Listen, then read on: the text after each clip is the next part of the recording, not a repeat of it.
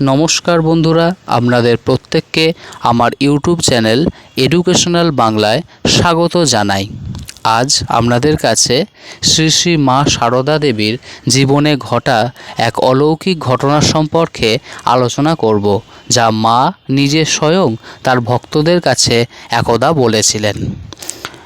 আর দেরি না করে ভিডিওটি শুরু করছি এবং শেষ পর্যন্ত দেখার অনুরোধ জানাচ্ছি।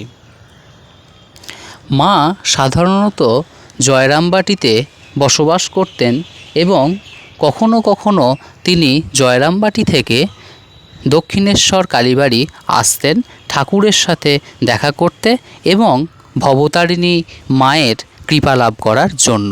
এমনই একবার মা দক্ষিণেশ্বর কালীবাড়ি এসেছিলেন। সেইখানে আসার পর বিভিন্ন জনের মুখে শোনেন দক্ষিণেশ্বর কালীবাড়ির মা ভবতারিণী ছাড়াও কালীঘাটের যে মা কালী, তিনি খুবই জাগ্রত ও কৃপাময়ী। মায়ের মন হলো সেই মা কালীর দর্শন করার এবং মাকে পূজা নিবেদন করার। যত্র ভাবনা তত্র কাজ। মা একদিন তার কিছু ভক্তদের সঙ্গে দক্ষিণেশ্বরের কালীবাড়ি থেকে প্রস্থান করে কালীঘাটে গেলেন মাকে পুজো দেওয়ার জন্য। মাকে পুজো দিতে গিয়ে তিনি রেকাবি করে লাল জবা ফুল কিনলেন, সাদা পেরে লাল শাড়ি এবং অন্যান্য প্রসাদী পূজা দিলেন খুবই ভক্তি ভরে।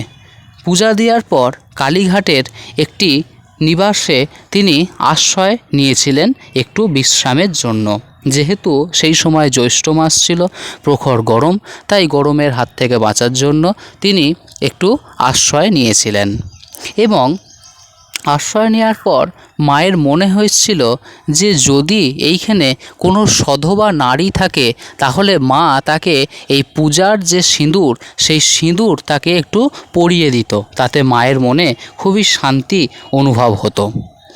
এমনই সময় মা ভাবতে ভাবতেই লাল শাড়ি পরে একজন যুবতী মহিলা মাথায় ঘোমটা টেনে সেই মায়ের সামনে গিয়ে হাজির হলেন। ভক্তরা তখন মায়ের কাছে নেই, তারা অন্যত্র গমন করেছেন। মা দেখলেন যে যুবতী নারী, যখন সধবা নারী যুবতী নারীকে পেয়েছি তখন তাকে একটু সিঁদুর লাগিয়ে দিই। ঘোমটা না তুলেই ঘোমটার ভিতর থেকেই মা সিঁদুর একটু কপালে লাগিয়ে দিলেন।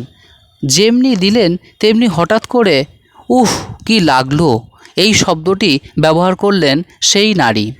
তখনই মা শিহরিত হয়ে উঠলেন এবং যখনই সেই মহিলা তার কপাল থেকে ঘোমটাটিকে সরালো তখন মা দেখলেন যে তার কপালে একটি চোখ, অর্থাৎ ত্রিনয়ন, অর্থাৎ মা সেক্ষেত্রে স্বয়ং কালীঘাটের মা কালীর দর্শন পেলেন।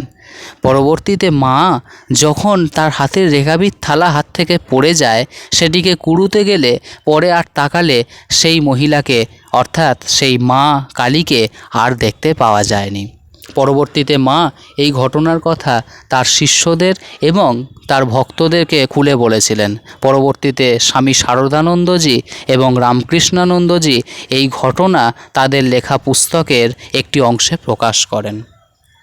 আজকের ভিডিওটা এখান পর্যন্তই ছিল এবং ভিডিওটা ভালো লাগলে প্লিজ সাবস্ক্রাইব করবেন, প্লিজ সাবস্ক্রাইব করবেন এবং পাশে থাকা বেল আইকনটাকে প্রেস করবেন যাতে নতুন কোনো ভিডিও আপলোড করলেই সবার আগে আপনাদের কাছে যায়। সবাই ভালো থাকবেন, সুস্থ থাকবেন। জয় শ্রীরামকৃষ্ণ, জয় মা সারদা, জয় স্বামী বিবেকানন্দ।